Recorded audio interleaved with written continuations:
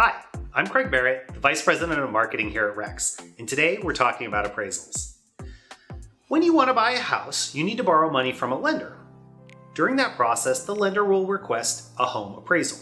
What this means is they will check the value of a property by using someone who is licensed as an appraiser. Why? Well, if the borrower stops paying their payments, the bank will end up taking the property. They want to make sure they didn't make too large of a loan. You may love floor-to-ceiling shag carpeting and pink bathroom tile, but the rest of the market might not. And the bank doesn't want to be stuck with a house they can't sell.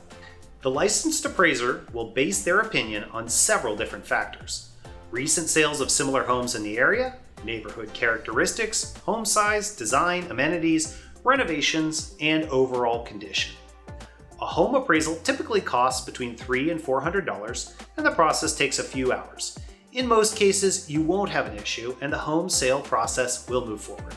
See you next time on Rextionary 101.